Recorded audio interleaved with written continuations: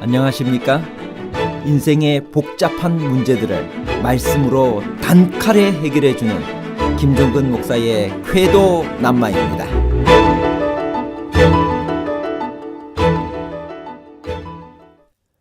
성경에는 평신도라는 말이 나오나요?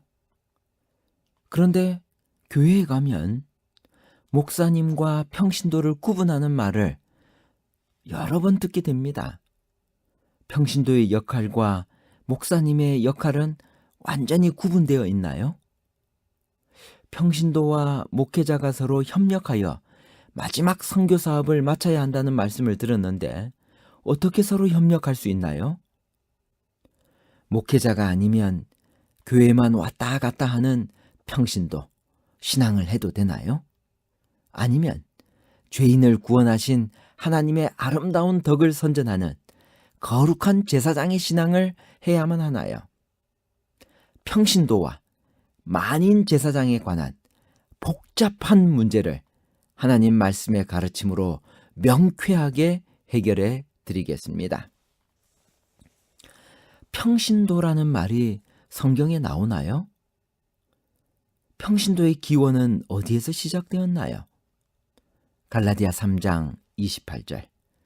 너희는 유대인이나 헬라인이나 종이나 자유인이나 남자나 여자나 다 그리스도 예수 안에서 하나이니라. 성경에는 평신도라는 단어가 나오지 않습니다. 초대교회에도 평신도라는 개념은 없었습니다.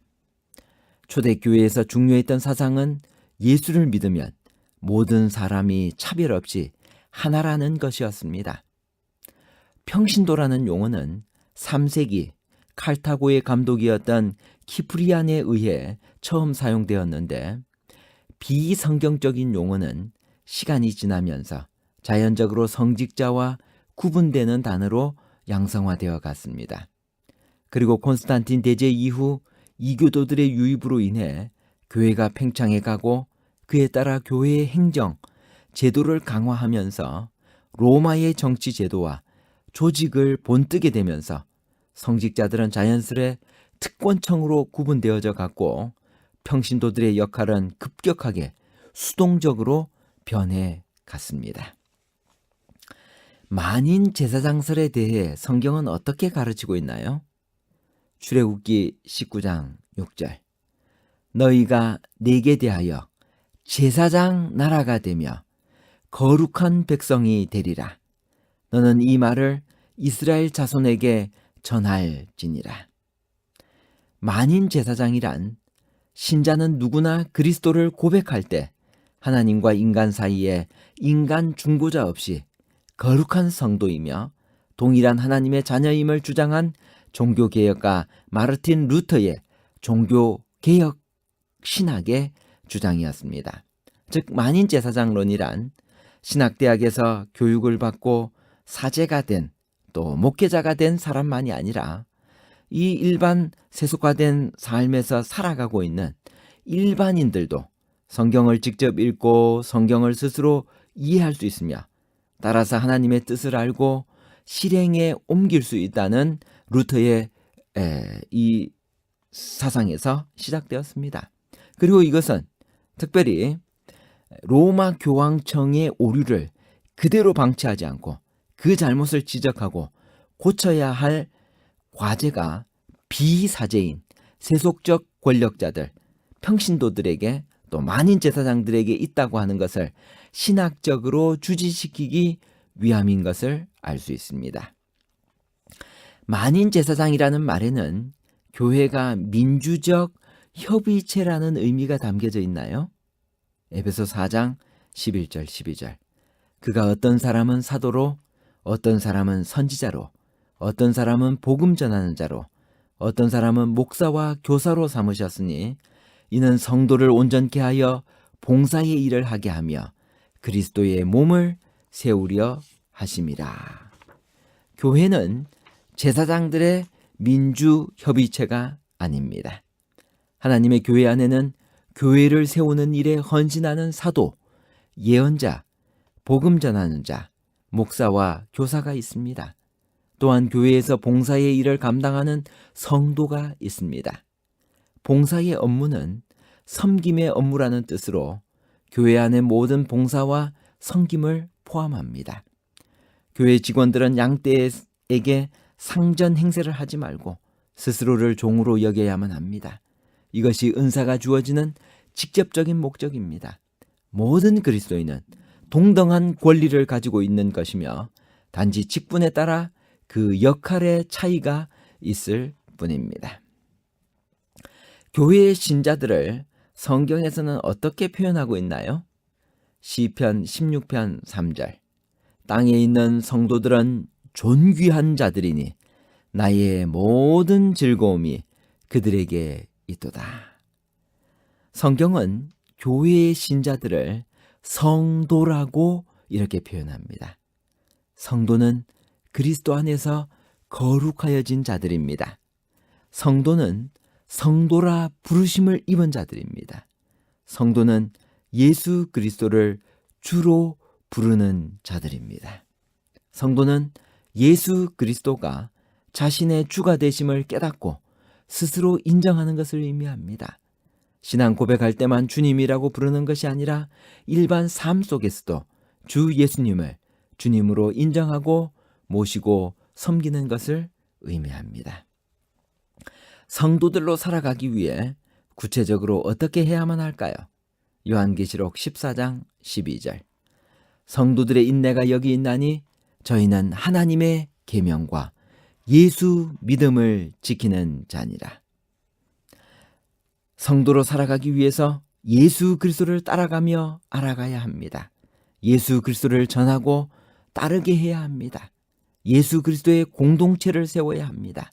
예수 그리스도의 제사장 사역에 동참해야 합니다.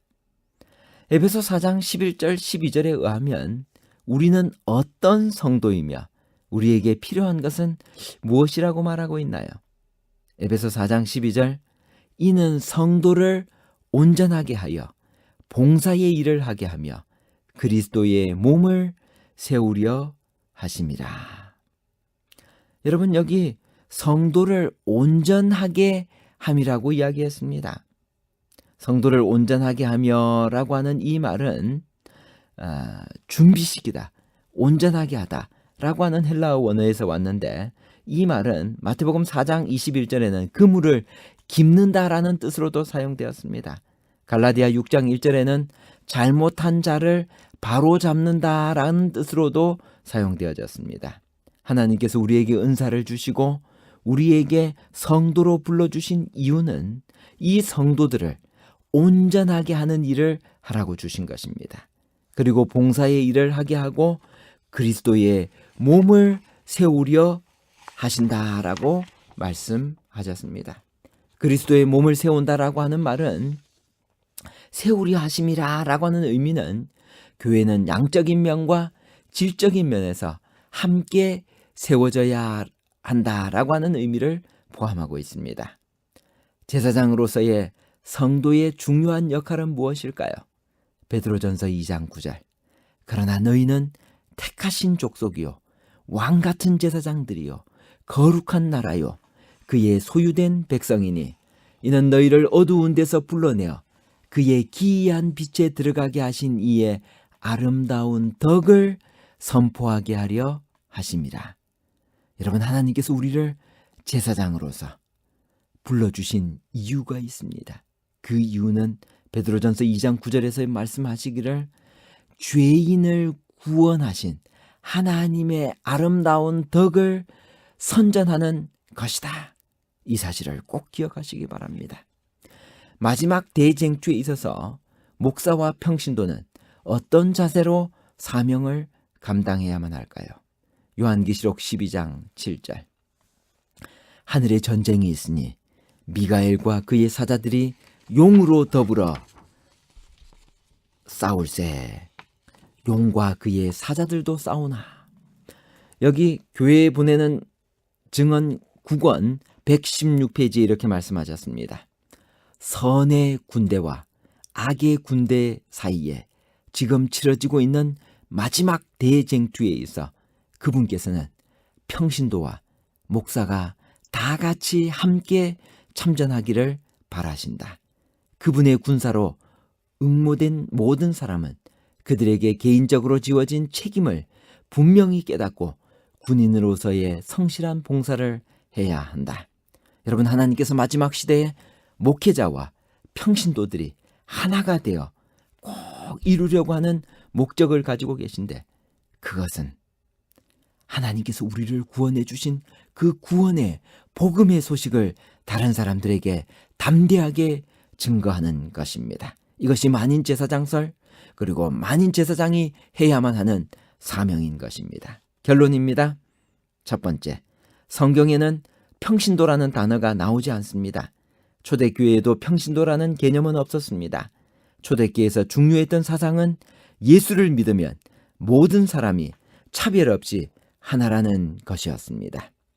두 번째, 만인제사장이란 신자는 누구나 그리스도를 고백할 때 하나님과 인간 사이에 인간 중보자 없이 거룩한 성도이며 동일한 하나님의 자녀임을 주장한 것입니다.